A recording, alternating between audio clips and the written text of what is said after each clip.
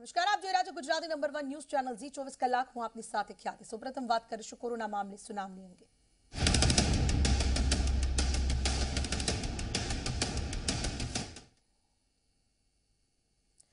ગુજરાત હાઈકોર્ટમાં કોરોના મામલે હાલમાં સો મોટો સુનાવણીમાં કોર્ટે ફરી એકવાર સરકારનો ઉધડો લીધો છે. કોર્ટે કહ્યું છે કે સરકારના દાવાઓ પ્રમાણે બેડ ખાલી છે, તો લોકોને કેમ હેરાન થવું પડી રહ્યું છે?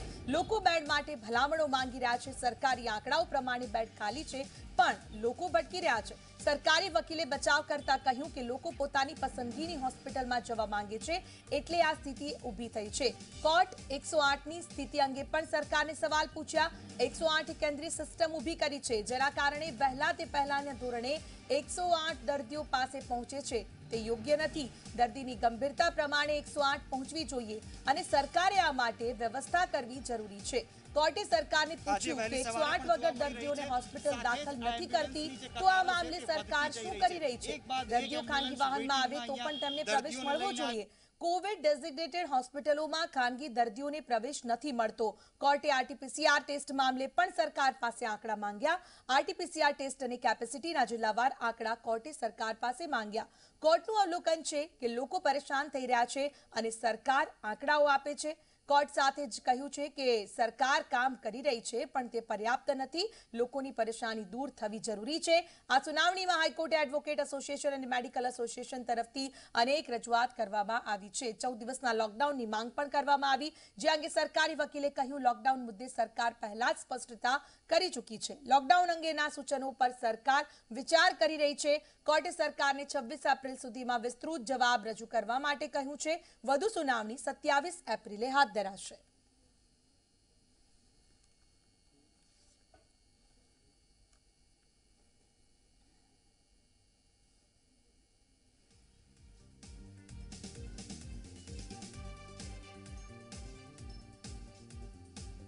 ની વ્યવસ્થા અંગે સરકાર પાસે હાઈકોર્ટે માંગ્યો છે જવાબ. હાઈકોર્ટે 108ની કેન્દ્રીય વ્યવસ્થા અંગે પણ સવાલ ઉઠાવ્યા છે. આજે સુનાવણી હાથ ધરવામાં આવી, જેમાં સરકારનો ઉધડો લેવામાં આવ્યો.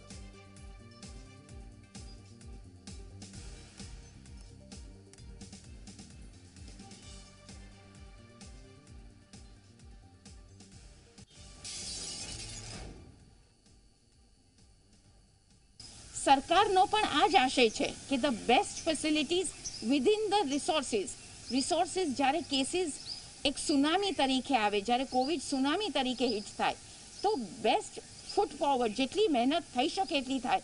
પણ રિસોર્સિસ લિમિટેડ છે, એ તો એડમિટેડ ફેક્ટ છે. હવે એ લિમિટેડ રિસોર્સિસને કઈ રીતે વધારવા, કઈ રીતે બેસ્ટ ઉપયોગ કરવો. આજે કોઈ મરતું માણસ હોય ને ઓક્સિજન પહેલાં આપવું પડે, કોઈનું ઓક્સિજન થોડું ઓછું થતું હોય એને કલાક 2 કલાકની રાહ જોઈ શકે. એટલે how best two put your responses, આ સ્ટેટનો અભિગમ છે. બાર એસોસિએશન પણ આમાં ક્યાંય એડવર્સેરિયલ વાત નથી. સરકારને ઓગમેન્ટ કરવા માટે જે સજેશન છે, સામાન્ય માણસોને જે મુશ્કેલી પડી રહી છે એ મુશ્કેલી વ્યક્ત કરે છે. એટલે આજે કોઈ પણ જ્યાં સુધી આપણે કોવિડને ડિસ્ટ્રોય ના કરી શકીએ ત્યાં સુધી none of us can be completely satisfied. અમદાવાદમાં રેમડેસિવિર ઇન્જેક્શન ઓક્સિજન પુરવઠાનો મામલો, જ્યાં આહનાના હોદ્દેદારો રજૂઆત કરવા પહોંચ્યા છે. રિવરફ્રન્ટ હાઉસ ખાતે રજૂઆત કરવા પહોંચ્યા. અધિક મુખ્ય સચિવને રજૂઆત કરવા માટે પહોંચ્યા. મ્યુનિસિપલ કમિશનરને પણ આ અંગે રજૂઆત કરવામાં આવશે. આહનાના હોદ્દેદારો રજૂઆત કરવા માટે પહોંચ્યા છે. અમદાવાદમાં રેમડેસિવિર ઇન્જેક્શન અને ઓક્સિજન પુરવઠા મામલે રજૂઆત કરવામાં આવશે. મહત્વપૂર્ણ છે, આહનાના હોદ્દેદારો રજૂઆત કરવા માટે રિવરફ્રન્ટ હાઉસ ખાતે પહોંચ્યા છે, જ્યાં અધિક મુખ્ય સચિવને આ અંગે રજૂઆત કરવામાં આવશે. મ્યુનિસિપલ કમિશનરને પણ આ અંગે રજૂઆત કરવામાં આવશે. હાલની પરિસ્થિતિમાં રેમડેસિવિર અને ઓક્સિજનની અછત જોવા મળી રહી છે. તેવામાં દર્દીઓને હાલમાં ભોગવવું પડી રહ્યું છે. દર્દીઓ તેના માટે વલખા મારી રહ્યા છે. ત્યારે ખાસ કરી આહનાના હોદ્દેદારો રજૂઆત કરવા પહોંચ્યા હતા. રિવરફ્રન્ટ હાઉસ ખાતે રજૂઆત કરવા માટે અધિક મુખ્ય સચિવને રજૂઆત કરાશે. મ્યુનિસિપલ કમિશનરને પણ આ અંગે રજૂઆત કરવામાં આવશે કે હાલમાં રેમડેસિવિર ઇન્જેક્શન અને ઓક્સિજનની અછત છે, તે મુદ્દાને લઈને કઈ રીતે હાલમાં વ્યવસ્થા કરી શકાય, તમામ દર્દીઓને પર્યાપ્ત માત્રામાં મળી રહે જથ્થો, તે માટે કઈ રીતે હાલમાં વ્યવસ્થા કરી શકાય, આ તમામ અંગે ચર્ચા પણ થશે, રજૂઆત કરવામાં આવશે. અમદાવાદમાં રેમડેસિવિર ઇન્જેક્શન ઓક્સિજન પુરવઠો અછત સર્જાય છે, તેને લઈ આહનાના હોદ્દેદારો હાઈકોર્ટ એડવોકેટ એસોસિએશન તરફથી પણ રજૂઆત કરવામાં આવશે. કોરોના મામલે હાઈકોર્ટની સુઓ મોટો સુનાવણી.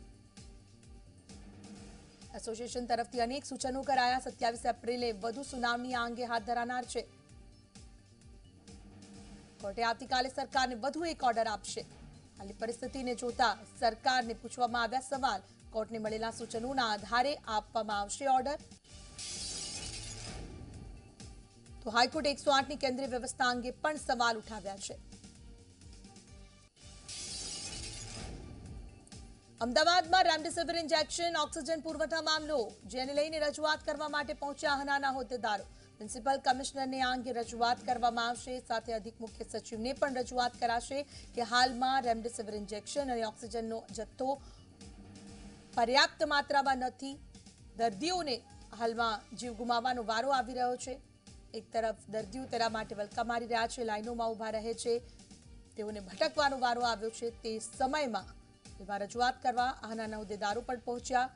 અમદાવાદમાં રેમડેસિવિર ઇન્જેક્શન ઓક્સિજન પુરવઠા મામલે આહનાના હોદ્દેદારો રજૂઆત કરવા માટે પહોંચ્યા છે રિવરફ્રન્ટ ખાતે.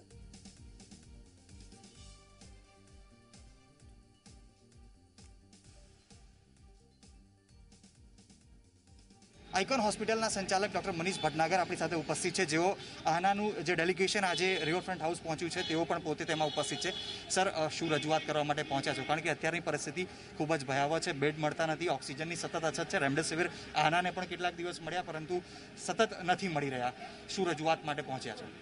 અમારી બેસિક જે રજૂઆત છે એ બે મુદ્દા ઉપર ખાસ અમારો એક જ્વલંત પ્રશ્ન જે છે જેનું નિરાકરણ અમે શોધીએ છીએ આટલા દિવસોથી.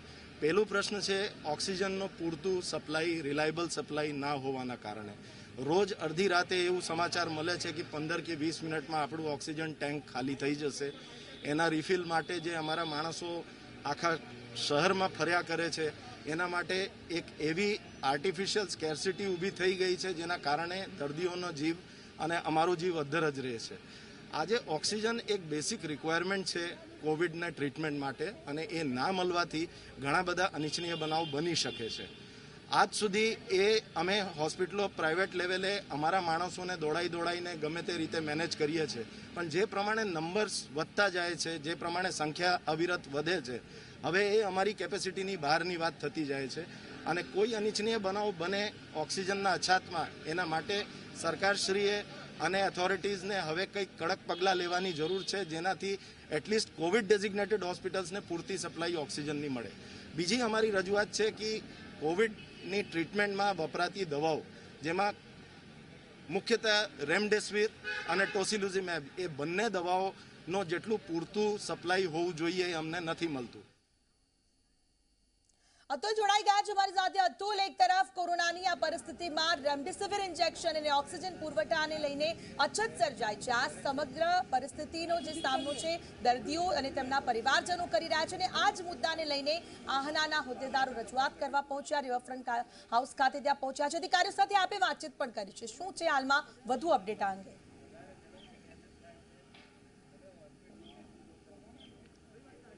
બિલકુલ, વાત કરવામાં આવે તો જે રીતે છેલ્લા કેટલાક સમયથી ઓક્સિજનની ઉણપની વાત હોય, રેમડેસિવિર ઇન્જેક્શન દર્દીઓ માટે જે મળવા જોઈએ તેના જથ્થાની વાત હોય, અથવા તો જે કોવિડની જે ખાનગી હોસ્પિટલોમાં બેડની વ્યવસ્થા છે તેને લઈને જે પ્રકારે અછત સર્જાઈ રહી છે તેની વાત હોય, તમામ જગ્યાએ અત્યારે સીધી રીતે દર્દીઓને ક્યાંક ને ક્યાંક મુશ્કેલીનો સામનો કરવો પડી રહ્યો છે. આપ દ્રશ્યોમાં પણ જોઈ શકો છો, આના જે હોદ્દેદારો છે, આના સાથે સંકળાયેલા જે અલગ અલગ હોસ્પિટલ્સના સંચાલકો છે, તેઓ અત્યારે રિવરફ્રન્ટ હાઉસ ખાતે પહોંચ્યા છે, જ્યાં તેઓ મ્યુનિસિપલ કોર્પોરેશનના જે અધિકારીઓ છે, હોદ્દેદારો છે, તેમની સાથે મુલાકાત કરવા અને પોતાની રજૂઆત કરવા માટે અત્યારે અમદાવાદ ખાતે આવી પહોંચ્યા છે. ખાસ કરીને જે ડોક્ટર્સ છે તેમનાથી પણ વાત કરવાનો પ્રયાસ કરીશું અને તેમનું શું કહેવું છે તે પણ વાત કરીએ.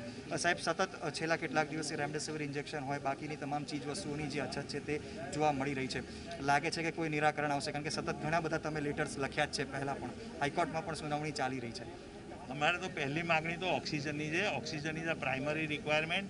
એનું અમે કેટલાય દિવસથી રિપ્રેઝન્ટ કરીએ છીએ. દરેકને રાત પડે છે ને ઊંઘ નથી આવતી. આ બધા અમારા ડૉક્ટર સાહેબો છે, હોસ્પિટલના માલિકો છે, તેમને રાતને જઈ અને બેસવું પડે છે ફિલિંગ સેન્ટરો પર જઈને.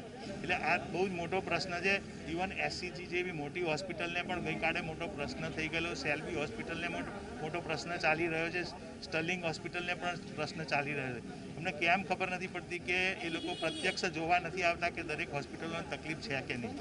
રેમડેસિવિર ઇન્જેક્શન માટે પણ અમારું એવું માનવું છે કે હોસ્પિટલમાં પણ પૂરો સપ્લાય મળતો નથી. જ્યારે એમણે જાહેરાત કરી કાઢી કે હોમ કેર માટે આના વિલ ડુ ધ ડિસ્ટ્રીબ્યુશન, અને એમાં પણ પૂરો સપ્લાય આપતા નથી.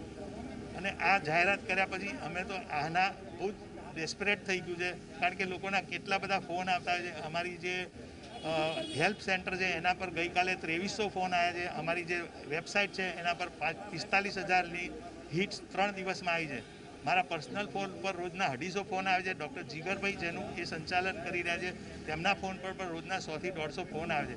મારી હોસ્પિટલ ઉપર 1 કે 2 દિવસ અમે વિતરણ કર્યું, એમાં રોજ સવારના પોરમાં 50થી 60 માણસોની લાઈન લાગી જાય છે. તો આના વિશે પણ તેમણે ગંભીરતાથી વિચારવું જોઈએ. જો તેમને એમ લાગતું હોય કે રેમડેસિવિર હોમ યુઝ માટે નથી, તો તાત્કાલિક પરિપત્ર જે એમણે આપ્યો છે તે ખેંચી લે અને જાહેર જનતાને કરી દે કે હવે પછી હોમ કેરમાં રેમડેસિવિર મળશે નહીં. મેમ, આપ શું કહેશો? જે રીતે અલગ અલગ હોસ્પિટલ્સને કહેવામાં આવ્યું કે તેમના લેટર પેડ ઉપર લખીને દર્દીનો જે રિપોર્ટ છે તે આપવામાં આવે, એસવીપી હોસ્પિટલથી ઇન્જેક્શન્સ મળશે, એ રીતે મળે છે ખરી? હા, રેમડેસિવિર ઇન્જેક્શન એ રીતે મળે છે ખરી, પણ at the same time doctor વિરેનભાઈએ જે વાત કરી કે હોમ કેર માટે લોકો લઈ જાય છે પણ એમને પૂરો ડોઝ મળતો નથી. એટલે એ વ્યવસ્થા સરકારને કરવી જોઈએ, અને રેમડેસિવિર ઘરે આપવાથી પેશન્ટને સારું થાય છે કે નહીં એ હજી ખબર નથી. બિકોઝ 2-3 ડોઝ લીધા પછી પેશન્ટ ઘણા સિરિયસ થઈને હોસ્પિટલ પહોંચે છે. દેટ ઇઝ વાય અત્યારે રેમડેસિવિરનું ઇન્જેક્શન હોસ્પિટલમાં જ અપાય, હોમ કેરમાં નહીં. સર, તમે શું કહેશો? કારણ કે સતત અપીલ તો આના હોય, ચાહે અમદાવાદ મેડિકલ એસોસિએશન હોય, તેમના તરફથી સતત અપીલ કરાઈ રહી છે. ઓક્સિજનની અછતની વાત હોય કે રેમડેસિવિર ઇન્જેક્શન કે બેડની વાત હોય, સતત ક્યાંક ને ક્યાંક દર્દીઓ પરેશાન થઈ રહ્યા છે. ડૉક્ટર્સનો સ્ટાફ જે છે તે હેરાન પરેશાન થઈ રહ્યો છે. સ્ટાફની પણ હવે અછત વર્તાઈ રહી છે. શું લાગી રહ્યું છે અત્યારની પરિસ્થિતિમાં? લાગે છે કોઈ રજૂઆત આપની કોઈ સાંભળશે, કોઈ નિરાકરણ આવશે? કારણ કે હવે નિરાકરણ જોઈએ છે, માત્ર સવાલ જવાબથી રસ્તો નથી નીકળી રહ્યો. કેટલાય સમયથી અમે લેખિતમાં અને ફોનથી માગણી કરતા હતા મ્યુનિસિપલ કોર્પોરેશન પાસે કે મેડિકલ ઓક્સિજનની ખૂબ જ અછત છે, એ સોલ્વ થવી જોઈએ તાત્કાલિક ધોરણે. રેમડેસિવિર ઇન્જેક્શનની ખૂબ જ અછત છે, ટોસિલિઝુમેબ ઇન્જેક્શન મળતા જ નથી, પણ કોઈ વાત સાંભળવામાં આવી નથી. એટલે આજે અહીંયા 50 ડૉક્ટરો કે જે પ્રાઇવેટ હોસ્પિટલના ઓનર્સ છે, કે જે લોકો પોતાને ત્યાં ગવર્મેન્ટના કહેવાથી કોવિડ-19ના પેશન્ટને રાખીને ટ્રીટમેન્ટ કરે છે, એ મ્યુનિસિપલ કમિશનરને આવેદનપત્ર આપવા આવ્યા છે. હવે આવેદનપત્ર આપવા માટે અમે છેલ્લા પોણો કલાકથી અહીંયા ઊભા છીએ, પરંતુ અમને ખબર નથી કે અમને બોલાવશે કે નહીં. આજે ઓક્સિજનની અછત એ બહુ ગંભીર પરિસ્થિતિ છે. આટલા બધા સમયથી વારંવાર કહેવામાં આવે છે, તેમ છતાંય ઓક્સિજનની વ્યવસ્થા ના થઈ શકે એ કંઈ માનવામાં આવતું નથી. ગવર્મેન્ટે આ વાતને ખૂબ જ ધ્યાનમાં લેવાની જરૂર છે. ગમે તેમ કરીને તમામ કોવિડ ડેઝિગ્નેટેડ હોસ્પિટલોને ઓક્સિજન પ્રોવાઈડ કરવો જોઈએ અને પૂરતા પ્રમાણમાં કરવો જોઈએ. આજે જે પેશન્ટને ઓક્સિજનની જરૂર નથી એને કોઈ ડૉક્ટર કે કોઈ હોસ્પિટલ ઓક્સિજન આપવાની જ નથી, અને એ પેશન્ટ બી નથી લેવાનો. આપણે જાહેરમાં પબ્લિકને સ્કોલ્ડ કરીએ કે પેશન્ટો ખોટે ખોટો ઓક્સિજન લેશે કે ખોટે ખોટા રેમડેસિવિર વાપરે છે, તે તદ્દન ખોટી વાત છે.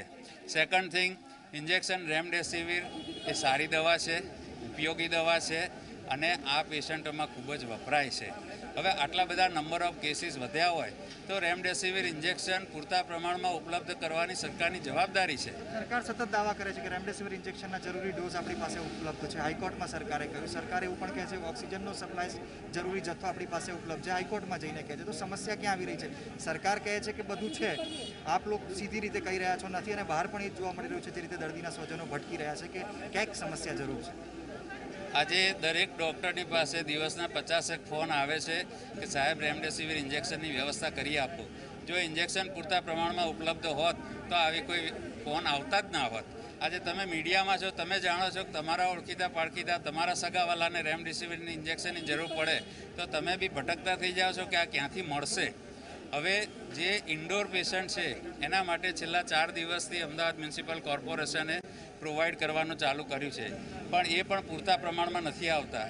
સેકન્ડ થિંગ, કે જે આઇસોલેશન કેટેગરી છે કે જે જનરલ વોર્ડને સમકક્ષ કહી શકાય, તો એના માટે રેમડેસિવિર આપવામાં નથી આવતા.